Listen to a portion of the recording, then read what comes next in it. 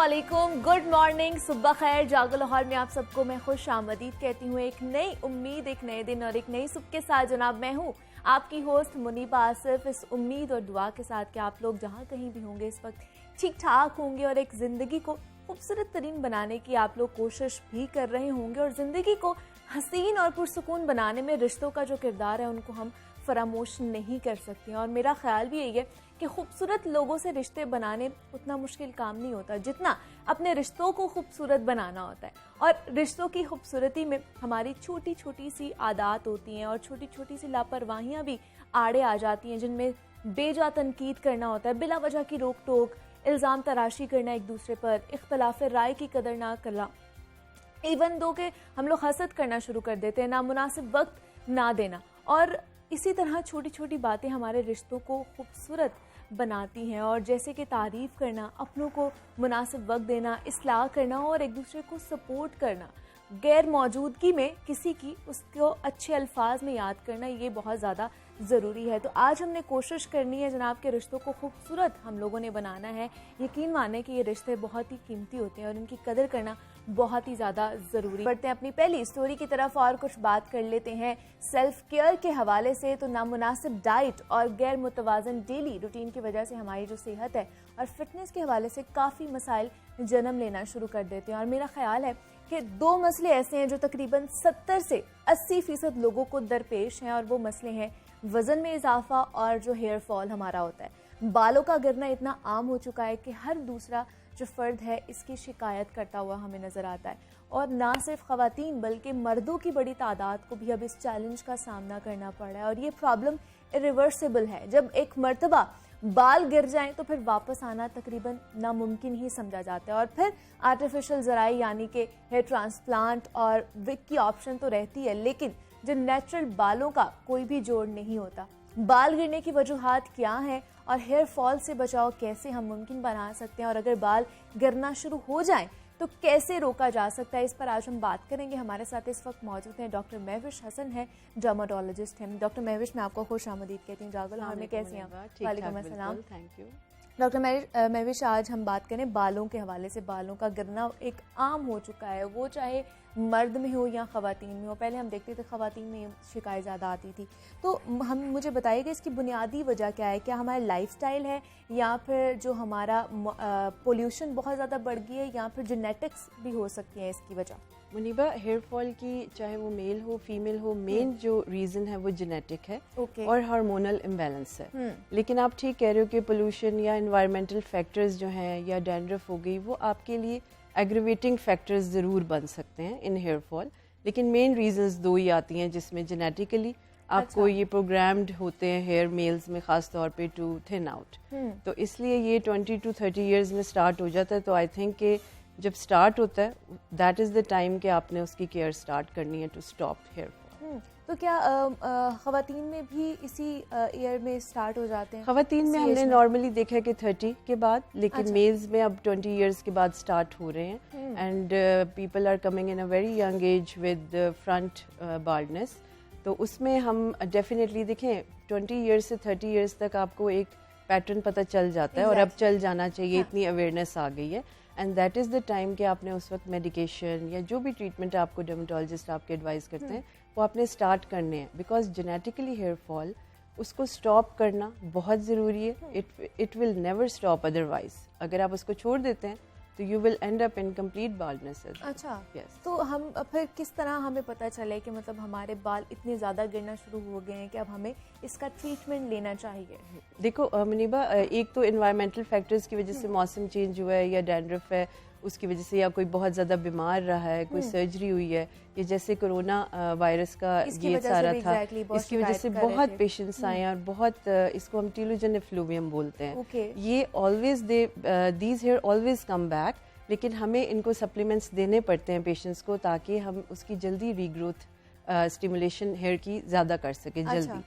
उसमें यह है कि जो जेनेटिक हेयर लॉस है उसका पैटर्न डिफाइंड होता है।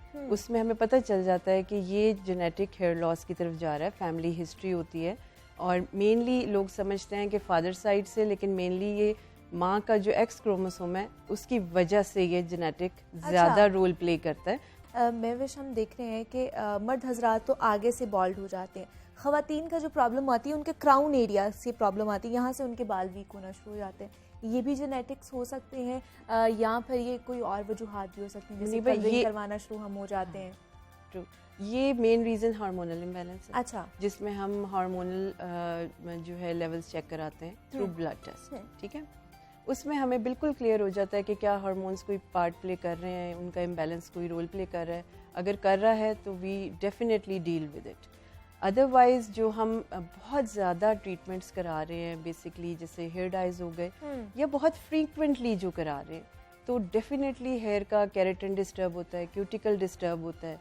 डेली हम स्ट्रेटनिंग, ब्लो ड्राई, वो उसकी वजह से हेयर वीक होना शुरू हो जाता है, ब्रिटल होता है। अच्छा, तो आपका डाइट भी अच्छी हो, आप बायोटिन ले रहे हैं, क्योंकि अब आजकल के ज़माने में इन चीज़ों के बगैर रहना भी थोड़ा सा मुश्किल है। हाँ। बट कोशिश करें कि जितना इनको कम से कम किया जाए उतना ही बेहतर है। और आगे जैसे डॉक्टर महविश सर्दियाँ भी आ रही हैं और उसमें डेंड्रफ का बहुत ज़्यादा मसला होता है।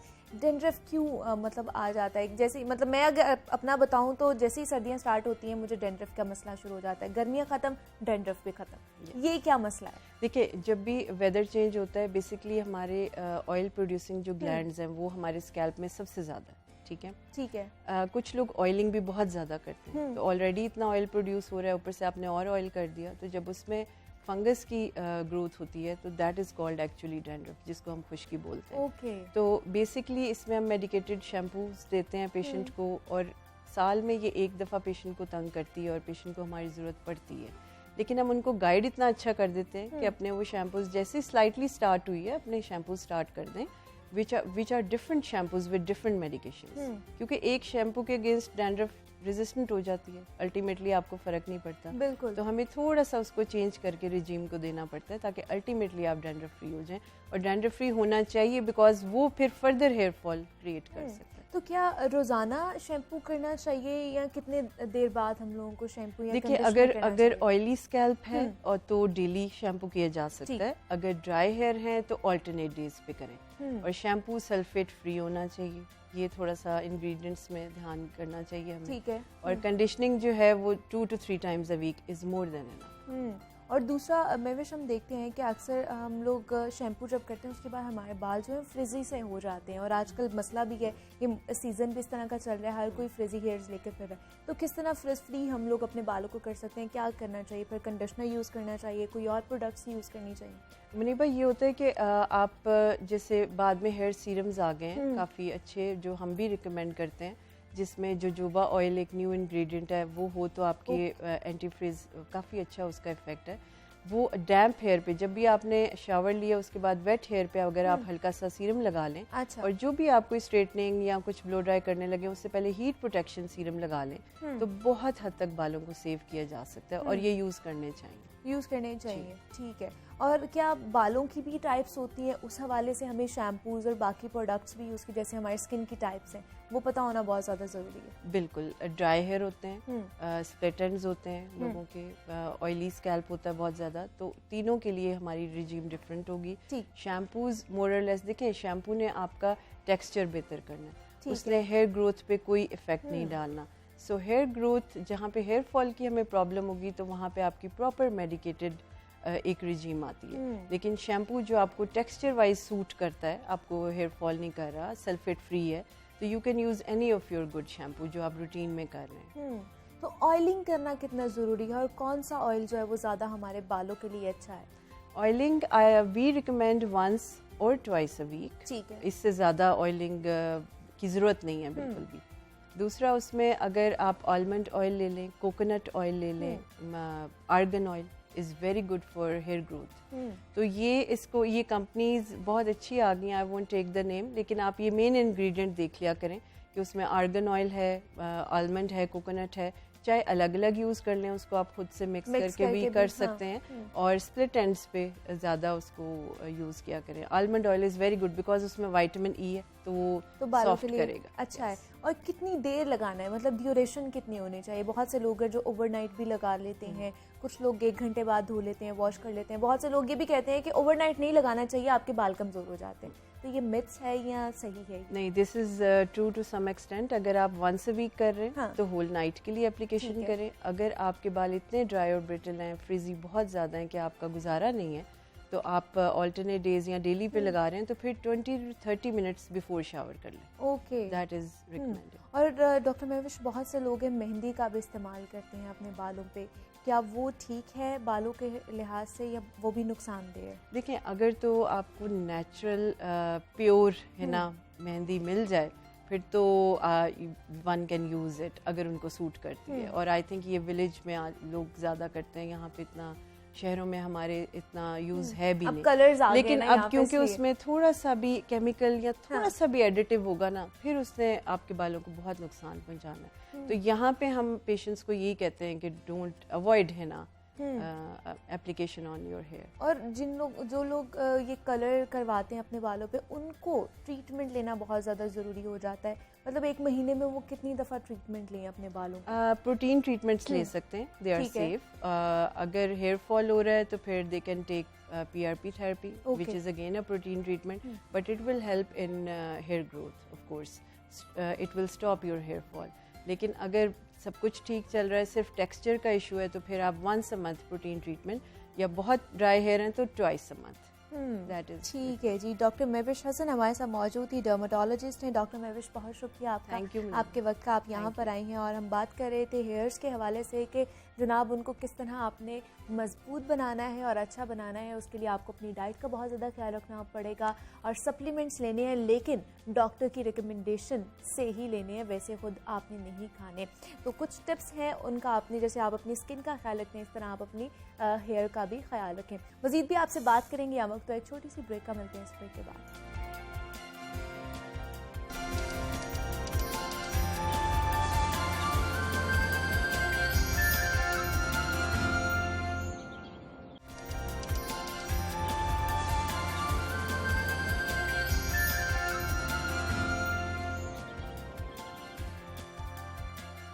वेलकम बैक टू जागो लाहौर। जनाब, राब्तों में रहने के लिए जैज़ लाया है अपने कस्टमर्स के लिए मजीद आसानी, और जैज़ गोल्ड है पाकिस्तान का सबसे बेहतरीन पोस्टपेड नेटवर्क। और अगर आप भी बार बार स्क्रैच कार्ड से लोड कर करके इस वक्त थक चुके हैं और अपनी ज़िंदगी को आसान बनाना चाहते हैं, तो आज ही जैज़ गोल्ड पे आप लोग स्विच करें और सब परेशानियों को बाय बाय बोल दें। और जैज़ गोल्ड अब आपके लिए एक बहुत एक्साइटिंग पैकेज भी लेकर आया है जिसका नाम है गोल्ड 699। और गोल्ड 699 के एक ही पैकेज में आपको मिलेंगे बेशुमार डाटा भी, जैज़ मिनट्स भी, ऑल नेटवर्क मिनट्स और SMS भी, वो भी एक बहुत ही कॉम्पिटिटिव रेट्स पर।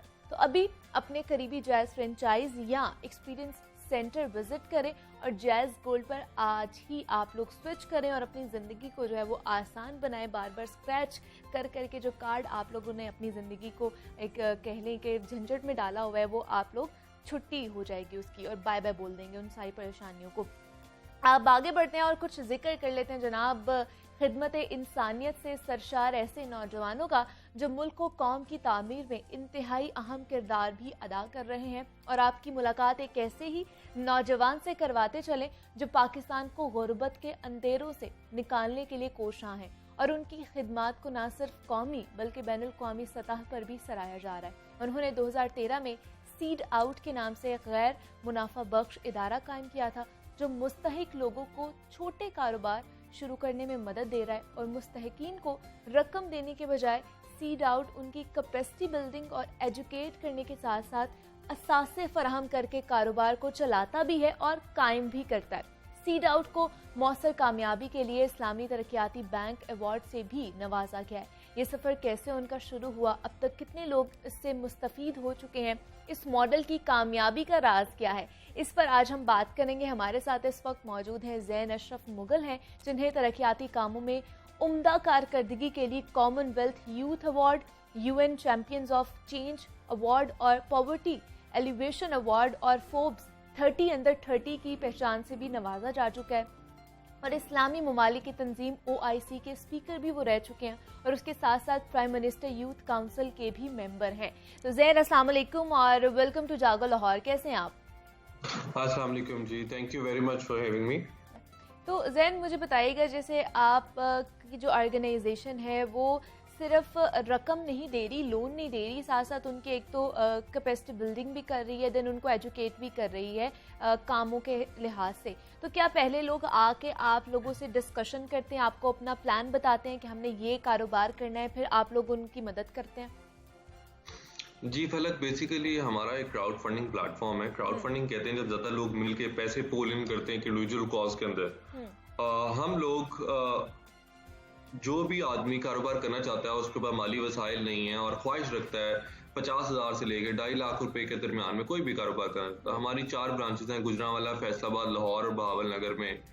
कोई भी आदमी अपना कदम रखेगा, उसका काम वहाँ पे ख़त्म हो जाएगा और हमारा काम शुरू हो जाएगा हमारी ब्रांच के अंदर। वो उनको टेकअप करता है। उसी आदमी की 7 लेवल पे मुश्तमिल एक वेरिफिकेशन प्रोसेस एप्लीकेशन है। वो उससे वॉक थ्रू कराने के बाद अगर वो एलिजिबल है तो उसकी प्रोफाइल हमारे ऑनलाइन क्राउड फंडिंग प्लेटफॉर्म में पब्लिश कर दी जाती है। फिर पूरी दुनिया से लोग थोड़ी थोड़ी अमाउंट्स दे के उस आदमी की जो रिक्वायरमेंट है बिजनेस की फंडिंग के लिए वो पूरी करते हैं। ठीक है। जैसे ही उनकी रिक्वायरमेंट पूरी होती है, वो फंड पूरा हो जाता है, तो सीड आउट बजाय उस आदमी को या उस खातून को हार्ड कैश दें, हम पूरा बिजनेस उसका एस्टेब्लिश और एग्जीक्यूट करके देते हैं along with capacity building and training. उसके साथ ही साथ उसके 2 बच्चों को स्कूल भेजते हैं, उनको एक हेल्थ कार्ड दिया जाता है और उस हेल्थ कार्ड के जरिए उनका और उनकी पूरी फैमिली का बिल्कुल absolutely free health care facility provide की जाती है। जब वो कारोबार सक्सेसफुल हो जाता है, वही इंसान, कारोबार करने वाला शख्स, आसान एक साथ में 0 इंटरेस्ट के साथ वो पैसे वापस करता है और वो इंस्टॉलमेंट हमारे एक रिवॉल्विंग फंड में डाली जाती हैं और उसी रिवॉल्विंग फंड से 100% वो पैसे रिवॉल्व किए जाते हैं दूसरे किसी जरूरतमंद के कारोबार में। और ये पूरा ट्रांसपेरेंट इदारा है, इस तरह के जिस डोनर ने $10 या $50 भी किसी एंटरप्रेन्योर के प्रोजेक्ट में लगाए थे, उसको रियल टाइम अपडेट आ रही होती है, उसकी contact detail, information, address, location, geo map location, virtual dashboard पे वो देख सकता है कि उसने आया जो पैसे दिए वो सही जगह पे हकदार तक पहुंचे भी, मॉनिटरिंग भी आप लोग करते हैं, अपडेट भी लेते रहते हैं कि वो किस तरह पैसे को लगा रहे हैं, जिस तरह उन्हें बताया था कि नहीं बताया था। दूसरा ज़ैन, अगर एज एन एंटरप्रेन्योर आप सजेस्ट करें कि अगर एक बिजनेस स्टार्ट करना है तो कौन कौन सी चीज़ों को मद्देनजर रखना चाहिए मीडियम टू लार्ज बिजनेस की तरफ? देखें जी, मीडियम टू लार्ज बिजनेसेस में कोई भी इंसान सबसे पहले तो अपने स्वीट स्पॉट को ढूंढे कि उसका स्वीट स्पॉट क्या है, उसका पैशन क्या है। मेरा ख्याल है जब आप 20s to 30s होते हैं, आपको एक्सपेरिमेंट करना चाहिए। हर काम में आपको कोशिश करनी चाहिए, आप आगे बढ़ के करें, लीप ऑफ फेथ लें। मसला ये है कि हमारी जो यूथ है और हम जब नया काम करना चाहते हैं, हम कहीं जॉब कर रहे होते हैं, हमारे अंदर एक बहुत ज़्यादा फियर और इनसिक्योरिटी होता है कि यार अगर मैं कारोबार करूंगा शायद मैं फेल ना हो जाऊं। तो मसला ये है कि अगर आप कारोबार नहीं करेंगे, आप फेल तो ऑलरेडी हैं, तो जो लीप ऑफ फेथ है वो आपको लेना पड़ेगा। दूसरी बात यह है कि जब आप कोई भी काम करते हैं, your business idea should be a solution to a problem in the society. आप कोई ना कोई सोसाइटी के अंदर, अपने मुल्क के अंदर, अपने इर्द गिर्द कम्युनिटी के अंदर कोई प्रॉब्लम सॉल्व कर रहा हो, आपका प्रोडक्ट, आपका बिजनेस आइडिया, और उसके ऊपर ही मुश्तमिल आपने एक फाइनेंशियल मॉडल बनाना है अपने बिजनेस का कि आप उससे आया पैसे भी कैसे कमा सकते हैं और लोगों की मदद भी कैसे हो सकती है। अगर तो आप देखें, social entrepreneurship is not a very novel concept, it's a very old concept, और वो हमारे हजूर पाक सल्लल्लाहु अलैहि वसल्लम के ज़माने से चलता आ रहा है, और जिसमें ज़कात का कॉन्सेप्ट, चैरिटी का कॉन्सेप्ट उसके साथ साथ है कि कोई भी काम जो लोगों की खैर खाई के लिए है और लोगों की मदद कर रहा है, सोसाइटी में कोई मुस्बत चेंज लेकर आ रहा है, वो सोशल एंटरप्रेन्योरशिप के जुमरे में आता है। और मेरा ये ख्याल है कि हम लोग जब भी काम करते हैं अक्सर हम कंफ्यूज हो जाते हैं कि हमने करना क्या है, या हमारी दौड़ सिर्फ पैसों के लिए होती है। तो सोचना ये कि सिर्फ आपने पैसे नहीं कमाने। मेरा ख्याल है एक सक्सेसफुल एंटरप्रेन्योर वो है कि जिसके कारोबार से कितने लोगों की जिंदगियों में आमदन आ रही है, कितने लोगों की जिंदगियां बदल रही हैं, कितने लोगों को रोजगार मिल रहा है, या कितने आपके वेंडर्स हैं, आपकी सर्कुलेशन ऑफ मनी है, अल्टीमेटली आप सोसाइटी में क्या फायदा दे रहे हैं। दूसरा मैं ये कहूंगा कि आप जब बिजनेस करते हैं तो आपने 3 चीजों का बहुत खास ध्यान रखना है। देयर 3 P's, एक पीपल, प्रोसेस और प्रोडक्ट।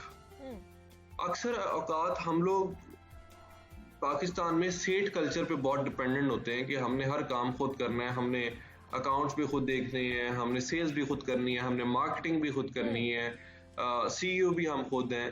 तो इस सेठ कल्चर से जब तक हम नहीं बाहर निकलेंगे, we need to allocate the right jobs to the right people. और सही लोगों को चुनना सही काम के लिए बहुत ज्यादा जरूरी है। जो पीपल होते हैं वो सबसे बड़ा एसेट होता है किसी भी इदारे के लिए, चाहे वो टीम है, चाहे वो कंपनी है, ऑर्गेनाइजेशन है। आपके लोगों पे मुश्तमिल होनी चाहिए, वो बुनियाद होती है। जैसे बिल गेट्स ने फरमाया कि 98% of my assets walks out of my door every day. कि जो उसके लोग हैं वो 98% साथ है उसकी कंपनी के, 2% माइक्रोसॉफ्ट है। इसी तरह आपकी जो प्रोडक्ट है, मैंने पहले अर्ज किया कि वो एक सोल्यूशन होना चाहिए और उसके अंदर जान होनी चाहिए आपकी प्रोडक्ट में। बिल्कुल बिल्कुल ऐसे ही है, और बड़ी अच्छी सोच है ज़ैन आपकी, और इसी वजह से आप इस चीज़ को आगे लेकर जा भी रहे हैं। तो मुझे बताइएगा ज़ैन, अगर बहुत से लोग अभी आपको देख भी रहे होंगे और आपको डोनेट भी करना चाहेंगे कुछ चीज़ें या रकम भी, तो वो किस तरह आपसे जुड़ सकते हैं, आपसे राब्ता कर सकते हैं? जी बिल्कुल, हमारी वेबसाइट है www.seedout.org और आप उस वेबसाइट पे जाएं या सीड आउट को सर्च करें, हमारी वेबसाइट आपको मिलेगी। एक क्लिक ऑफ अ बटन के साथ आप किसी भी एंटरप्रेन्योर की प्रोफाइल पे आप डोनेट कर सकते हैं। वहाँ पे हंड्रेड्स ऑफ प्रोफाइल्स लगी हुई हैं और जब आप डोनेट कर लेंगे आप सीड आउट डोनर फैमिली का हिस्सा बन जाएंगे। आपको रियल टाइम अपडेट्स आती जाएंगी और इंशाल्लाह यू स्टे अपडेटेड। और दूसरी तरफ जो लोग कारोबार करना चाहते हैं, जिन लोगों को टेक्नोलॉजी यूज करना आती है और हकदार लोग हैं, वो वेबसाइट पे जाके भी अपनी as a potential micro entrepreneur application submit कर सकते हैं, जो इन 4 शहरों में से जो मैंने अर्ज किए, या फिर वो हमारी किसी भी ब्रांच में जाके अपनी दरख्वास्त दे सकते हैं।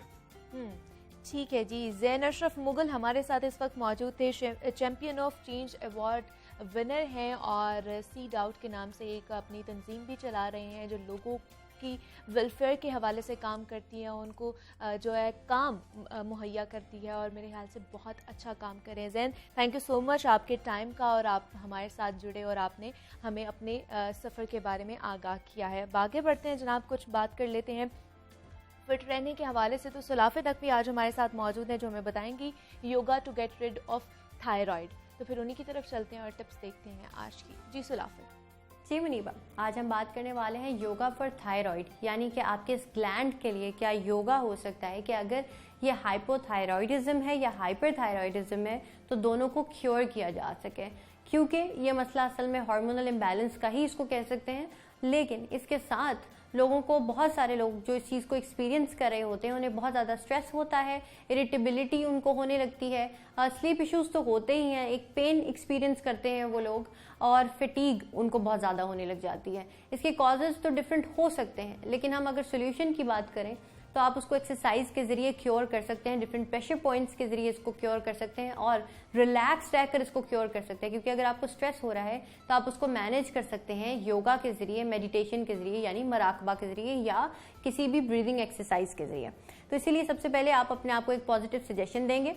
दूसरी बात, जो आपके लिए प्रेशर पॉइंट होगा वो आप बैठ कर सकते हैं, वो आपके इस जगह पर होगा, यानी कि आपके थंब से नीचे आप इसको प्रेस करें, या तो आप इसको प्रेस करते रहें या इसको टैप करते रहें, और तकरीबन 1 मिनट आप इसको पहले शुरू में करेंगे। उसके बाद आप इसको 2 से 3 मिनट तक इस चीज़ को दोहरा सकते हैं, 2 से 3 दफ़ा, दिन में 2 से 3 दफ़ा आप इसको कर सकते हैं। शुरू में जब आप इसको कर रहे होंगे, इस प्रेशर पॉइंट को परफॉर्म कर रहे होंगे, तो हो सकता है कि आपको नेक यानी कि इस एरिया में आपको थोड़ा सा पेन फील हो, ये एक पहचान भी होती है कि खुदा न ख्वास्ता यहाँ पर आपके साथ थायराइड के हवाले से कोई प्रॉब्लम चल रहा है, तो आप इसको इस तरीके से भी चेक कर सकते हैं।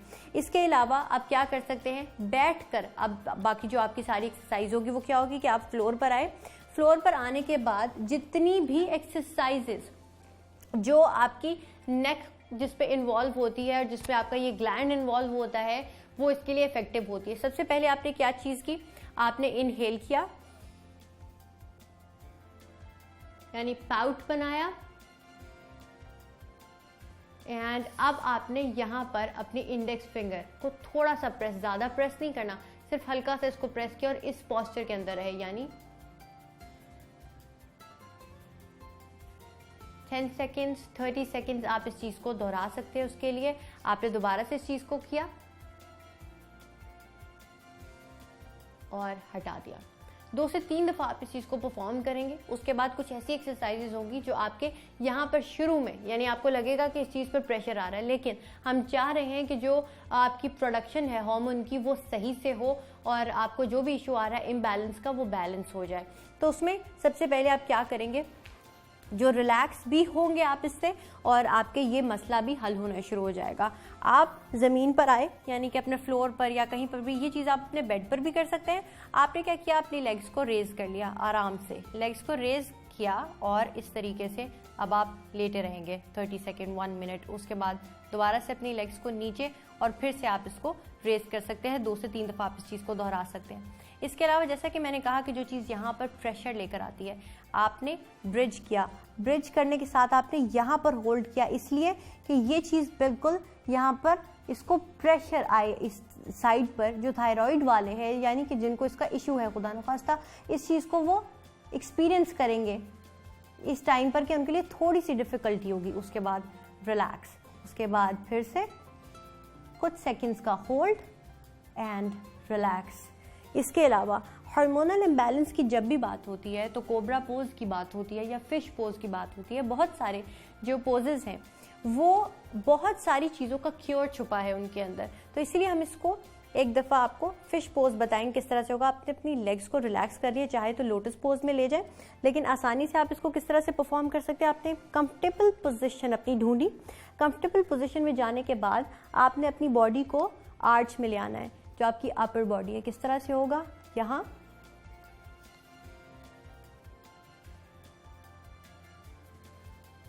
और याद रहे कि जब भी आप फिश पोज में जा रहे हैं या फिश पोज से वापस आ रहे हैं तो आपने बहुत रिलैक्स होकर वापस आना है, यानी कि अपनी नेक को आपने बचाना है। बहुत रिलैक्स होकर आप वापस आए, आपने एहतियात की और उसके बाद जो पोज आपके लिए होगा वो होगा कैमल पोज। सबसे पहले तो एक वेरिएशन इसमें ये होगी कि आपने लेग्स को वाइड किया और इस तरीके से गर्दन को पीछे ले गए।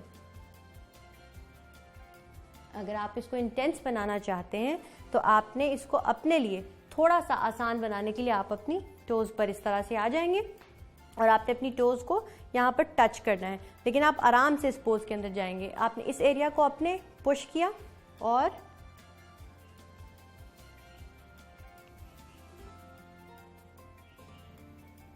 इस तरीके से आप वापस आएंगे। लेकिन वापस आते हुए याद रखें जैसे आप वापस गए थे 1 बाय 1 आपने अपने हाथ को वापस लेकर आना है और उसके बाद आप वज्रासन में आ जाएंगे। रिलैक्सेशन के लिए कोई भी पोज हो, चाहे चाइल्ड पोज हो या कॉर्प्स पोज हो, वो आप करेंगे, लेकिन उससे पहले आप कोबरा पोज ज़रूर परफॉर्म करेंगे।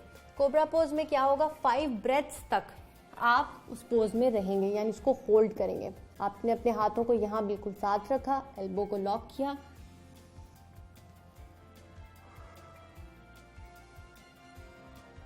इस तरीके से 5 ब्रेथ्स आप अपनी यहाँ कंप्लीट करेंगे और उसके बाद दोबारा इस पोज में जाएंगे। 5 ब्रेथ्स तक फिर से होल्ड करेंगे, अपनी गर्दन को पीछे ले जाएंगे।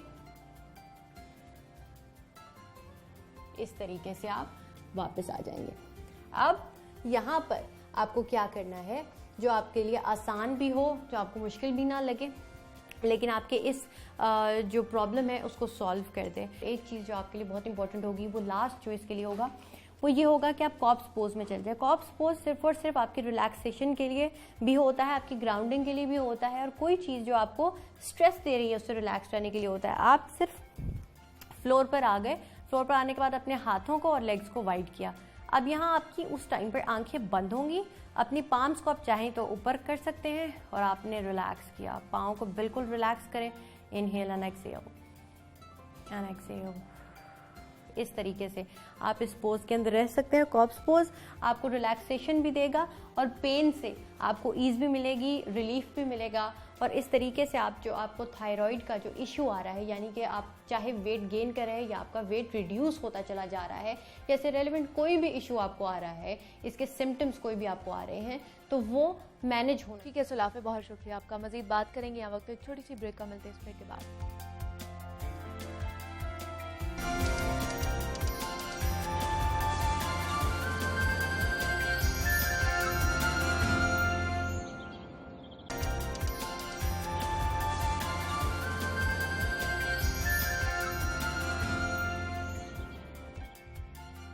वेलकम बैक टू जागो लाहौर। जनाब, ये हमारा सेगमेंट है लाहौर की दुनिया और अपने सेगमेंट में हम सोने शहर लाहौर और लाहौरियों को दरपेश मसाइल का जिक्र करते हैं और उनका हल ढूंढने की भी कोशिश करते हैं। हल तो हम ढूंढते रहते हैं, लेकिन जो मसाइल हैं वो लाहौरियों के बढ़ते ही जा रहे हैं। और शहर के अगर अहम शाहराहों, चौक चौराहों और ट्रैफिक सिग्नल्स की बात की जाए तो गदागरों का एक बढ़ता हुआ राज जो है एक अहम मसला बनता जा रहा है। और शहर का कोई ट्रैफिक सिग्नल ऐसा नहीं होगा जहां पर आप लोगों ने गदागरों की फौज ना देखी हो, और जिसकी वजह से ना सिर्फ राहगीरों को मुश्किल का सामना करना पड़ता है, बल्कि गदागरों का ये जो हुजूम है ये ट्रैफिक हादसात की भी वजह बनता जा रहा है। गुज़श्ता दिनों गदागरों के खिलाफ लाहौर पुलिस की जानिब से कार्रवाई शुरू की गई थी और शहर में मौजूद ट्रैफिक सिग्नल से गदागरों की गिरफ्तारियां भी अमल में लाई गई हैं। गुज़श्ता 2 हफ्तों के दौरान लाहौर पुलिस 2707 भिखारियों और उनके सहूलतकारों को गिरफ्तार कर चुकी है और मजीद फकीरों को कानूनी गिरफ्त में लाने के लिए भी कार्रवाइयाँ की जा रही हैं उनकी तरफ से। लेकिन हम देख रहे हैं कि इस वक्त तक उन तमाम गिरफ्तार शुदगान की जमानतें अदालत से मंजूर हो चुकी हैं। पुलिस ने उन सब गदागरों को मजिस्ट्रेट के सामने पेश किया, लेकिन वहां से उन सबको बरी कर दिया गया है। अगर ये सिलसिला ऐसे ही चलता रहा तो ये मसला हल कैसे हो पाएगा? पुलिस गिरफ्तार करेगी और अगले दिन अदालत उन लोगों को रिहा कर देगी, तो गदागरी पर हम कैसे काबू पा सकते हैं? इस पर आज हम बात करेंगे। हमारे साथ इस वक्त मौजूद हैं नुमाइंदा लाहौर न्यूज़ है मोहम्मद सरफराज हैं। सरफराज, आपको खुशामदीद कहती हूँ जागो लाहौर में। कैसे हैं आप?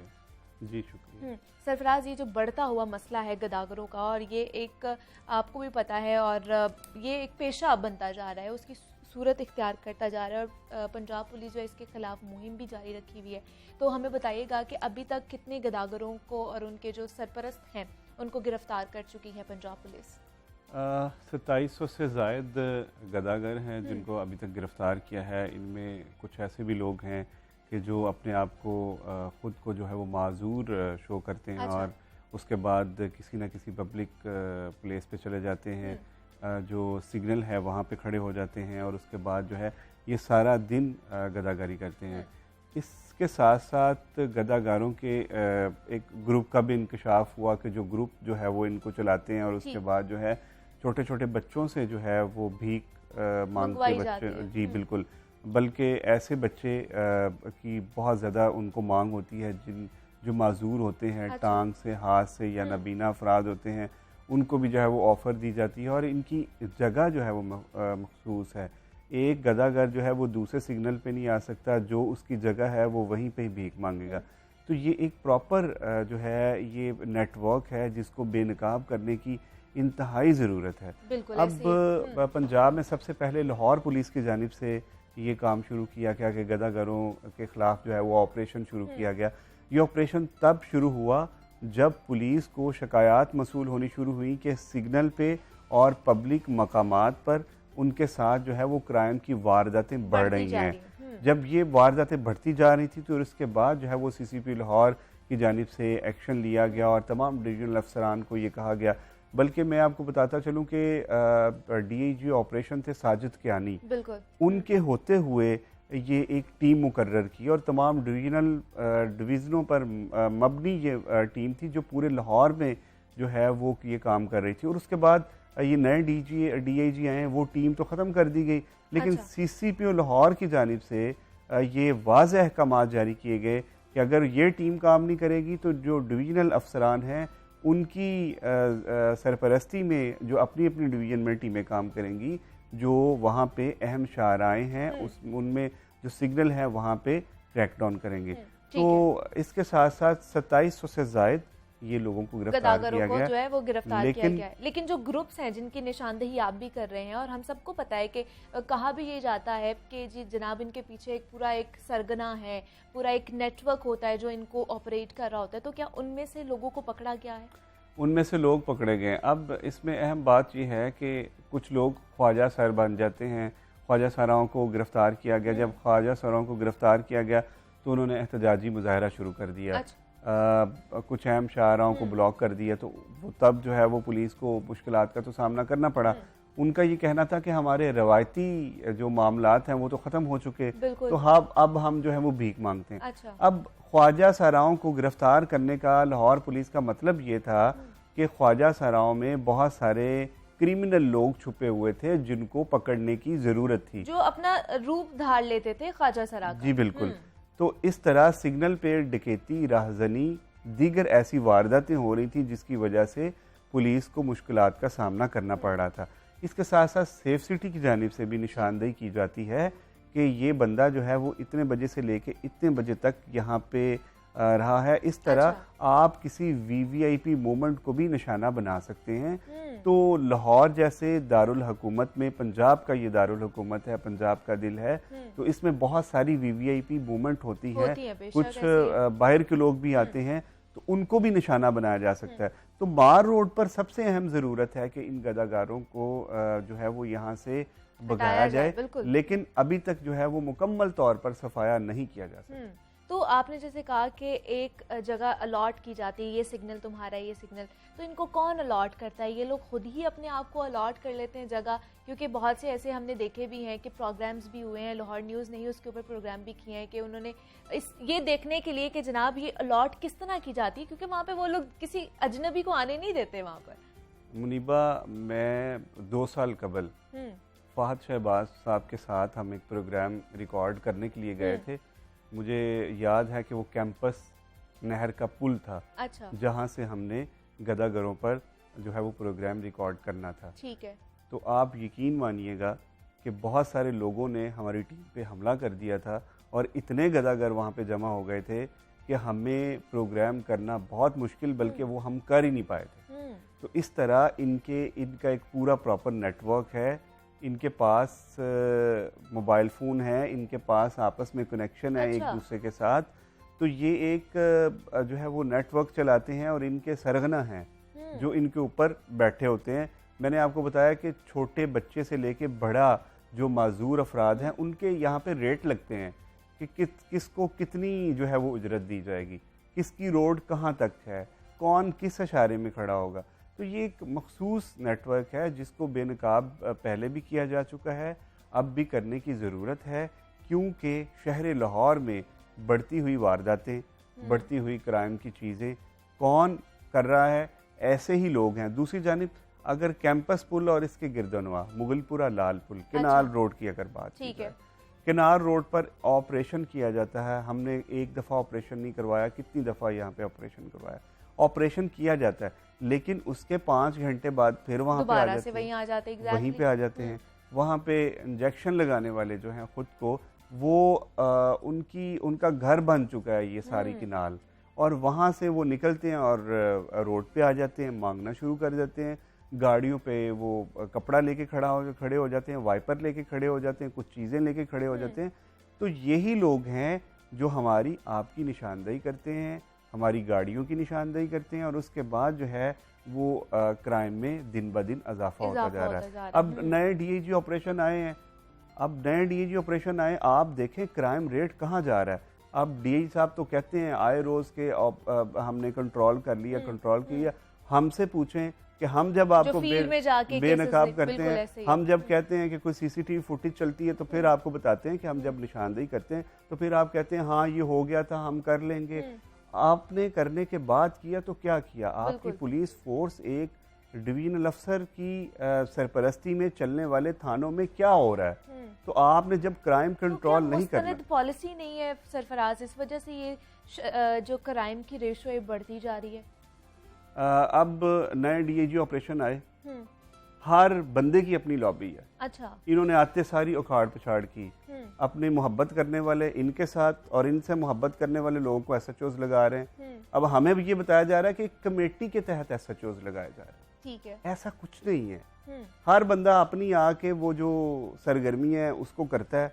हमारी तरफ कोई नहीं देखता कि हमारा मोबाइल चोरी हुआ है, हमें मिलता ही नहीं है कि कहीं से वारदात हुई है, हमें ट्रेस करने में इतनी मुश्किलात है, हम जैसे लोगों को मुश्किलात है। बिल्कुल। आम पब्लिक का यहाँ पे क्या हाल होगा एग्जैक्टली। ऐसे ऐसे मामलात रोनमा यहाँ पे हुए हैं कि सिग्नल पे गाड़ी रुकती है और चीजें चोरी हो जाती हैं। सिग्नल पे गाड़ी रुकती है, वारदातें हो जाती। सिग्नल पे गाड़ी रुकती है, बहुत सारी चीजों की आपकी निशानदेही। और ये वो हम लोग निशानदेही कर रहे हैं, ये सरफराज बता रहे हैं, जो ऑलरेडी सीसीटीवी फुटेज में हम देख चुके हैं, जी जो केसेस मंजर आम पर आ चुके हैं। और दूसरा, अगर ये गदागरों की बात की जाए सरफराज, तो जैसे पुलिस उनको पकड़ रही है, मजिस्ट्रेट के सामने उनको पेश कर रहे हैं और मजिस्ट्रेट उनको उनकी रिहाई जो है वो मंजूर कर लेते हैं, तो कौन उनकी जमानतें दे रहा है, कौन अफराद हैं? मुनीबा, ये वही लोग हैं जो इस नेटवर्क को चलाते हैं। इनकी जमानतें देखिए, एक मांगने वाले के पास तो घर नहीं होना चाहिए ना, बिल्कुल। एक ने मांगने वाले के पास गाड़ी के पेपर नहीं होने चाहिए जिससे उसकी जमानत हो जाए। एक मांगने वाले के पास ऐसा सासा नहीं होता जिससे वो अपनी जमानत करवा ले। तो ये जो जमानती हैं, इनको तो देखने की जरूरत है ना कि जमानत कौन दे रहा है। ठीक है, जमानत तो होनी है, जमानत तो यहाँ पे 302 की हो जाती है, ये तो फिर गदागर है। लेकिन ज़रूरत हमें ये है कि अगर हमने इन पर काबू पाना है तो इसके पीछे एक पूरा प्लान तश्कील देना चाहिए, जैसे साजिद कियानी साहब ने दिया था कि इनके पीछे बैकअप पे देखा जाए कि कौन कौन से नेटवर्क हैं, उनके घरों पे रेड की जाए, उनको देखा जाए इनके सासाजात क्या हैं, इनको जो है वो कटहरे में लाया जाए। तो क्या सख्त कानून नहीं है यहाँ पर सरफराज, जिसकी वजह से ये लोग छूट जाते हैं, आराम से जमानत हो जाती है इनकी? देखिए, अदालती जो मामलात हैं वो पुलिस की जानिब से जब तक इनका एक मुकम्मल और इस किस्म का ऐसा चलान नहीं हो के अदालत में भिजवाया जाएगा जिससे ऐसी दफात लगाई जाएं जिससे इनकी ज़मानत ना हो, तो जो जज साहिबान हैं ये बिल्कुल भी ज़मानत नहीं देंगे। ज़मानत तब भी होती है पुलिस की रिकमेंडेशन पर ही जो है वो ज़मानत होती है कि पुलिस ने कैसी मिसल जो है वो अदालत में पेश की है, कैसी तहरीर लिख के तफ्तीशी अफसर ने अदालत में पेश की है। यहाँ पे तफ्तीशी अफसर तो गदागारों पे काम नहीं करेगा क्योंकि उसको फीस नहीं मिलेगी। जब उसको फीस नहीं मिलेगी तो वो उस पर ध्यान नहीं देगा, वो सिंपल सी चीज़ लिख के दे देगा कि इसको फलां अशारे से भीख मांगते हुए पकड़ा गया। तो बेकारी को जमानत तो जज साहिबान देंगे, क्यों नहीं देंगे? तो इस पर जो है वो पुलिस को चाहिए, इन्वेस्टिगेशन विंग को चाहिए कि इस पर जो है वो इस किस्म की इस पे तहरीर लिखी जाए जिससे इसकी जमानत जो है वो ना हो सके। कम से कम ये 2 से 4 माह जेल में रहे और इसको पता हो कि नेक्स्ट में अगर किसी सिग्नल से, किसी पार्क से, किसी भी जगह से पकड़ा जाता हूँ तो मुझे 2-4 माह जेल में गुजारना पड़ेगा, जो मेरे लिए बहुत सख्ती होगी। तो इस वजह से वो दोबारा भीख नहीं मांगेगा। तो हमें इसको सख्त कवानीन बनाने की जरूरत है। सरफराज, आप हमारे साथ ही मौजूद रहिएगा। अभी हमें ज्वाइन किया है वकार कुरैशी साहब हैं, एसएसपी ऑपरेशंस पंजाब लाहौर हैं। सर, बहुत शुक्रिया आपके वक्त का। सर, ये जो आप लाहौर पुलिस जो है गदागरों के खिलाफ मुतहरिक हो चुकी है और दिन ब दिन जो है गदागरों को पकड़ा जा रहा है, गिरफ्तार किया जा रहा है, लेकिन हम ये भी देख रहे हैं कि जब आप लोग उनको मजिस्ट्रेट के सामने पेश करते हैं तो उनको रिहाई मिल जाती है। क्या वजह है, कहाँ पर हम लोग लैग कर रहे हैं जिसकी वजह से उनको अगले दिन ही रिहाई मिल जाती है? जी बहुत शुक्रिया। बिस्मिल्लाहिर्रहमानिर्रहीम। दरअसल जो बेगर्स के अगेंस्ट हमारा कानून है वो है वेग्रेंसी एक्ट हमारा 1958 का, उसकी सेक्शन 7, 8, 9 इन चीज़ों को डील करती है। उसमें मजिस्ट्रेट जो ट्राई करते हैं इस ऑफेंस को, उनके लिए ये थोड़ी सी कंपल्शन है कि जब फर्स्ट टाइम उनके पास कोई बेगरी का, वेग्रेंसी का ऑफेंडर आता है, पुलिस लाती है, तो उसके सर्कमस्टांसिस को एनालाइज करते हुए उसको पहले एडमोनिश किया जाता है, वार्निंग दी जाती है, और या फिर अगर श्योरिटी बॉन्ड्स वो जमा करवा सके कि वो आइंदा ऐसी हरकत नहीं करेगा तो श्योरिटी बॉन्ड्स लिए जाते हैं और प्रोबेशन ऑफिसर की निगरानी में उसको छोड़ दिया जाता है। अगर वो इस ऑफेंस को रिपीट करता है तो 3 साल तक की कैद की सजा है। और क्योंकि ये बजाते खुद ही एक बड़ा पिटिएबल एक्ट है कि एक बंदा जो है ना वो मांग के गुजारा करता है, एक सोशल ईवल है और लोएस्ट अनप्रिविलेज्ड वे से वो जिंदगी गुजारता है। इस वजह से इसको ट्रूली उस तरह की ऑफेंसेस की कैटेगरी में नहीं रखा जाता कि जिसने ट्रांसग्रेस किया हो। तो इन सारी लीगल कंपल्शंस की वजह से हमारे पास जो लॉ मौजूद है उसमें इस तरह की डीलिंग होती है। उसके साथ हाँ, अगर इसको स्पेशल लेजिस्लेशन के साथ डील किया जाए, कोई लेजिस्लेट कर दिया जाए और उसमें ज्यादा उसकी फर्स्ट टाइमर की भी सजा रख दी जाए, तो मैजिस्ट्रेट के लिए ये पॉसिबल होगा कि उसे फर्स्ट टाइम ही पनिश कर दिया जाए। और दूसरा सर हमें बताइएगा, एक जो मसला ज़्यादा आ रहा है वो इनके सरपरस्तों के हवाले से है। उनके खिलाफ किस तरह की कार्रवाई की जा रही है, एक्शन क्या लिया जा रहा है उनके खिलाफ? आप ये सुन के हैरान होंगी, जो वेग्रेंसी हमारा एक्ट है जिसके तहत हम इनको चालान करते हैं, उसमें जो एक्चुअल बैगर है उसकी सजा 3 साल तक है, और जो इनका हैंडलर है जो इनको बेसिकली फैसिलिटेट करता है उसके लिए 1 साल तक की सजा है।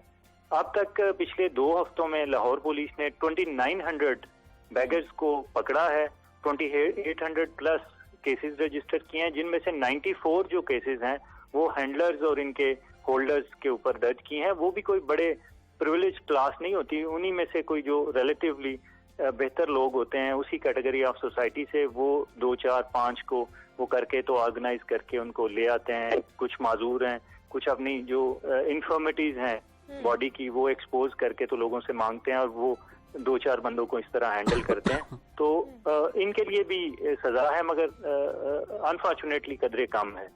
लेकिन सर अगर इसको हम जड़ से ही ख़त्म करना चाहें तो क्या क्या किया जा सकता है इसको जड़ से ख़त्म करने के लिए, कि बार बार ये जो मसला है ये सर ना उठाए? और बाकी जो इदारे हैं क्या उनके साथ भी आप लोग इंटरेक्शन में हैं?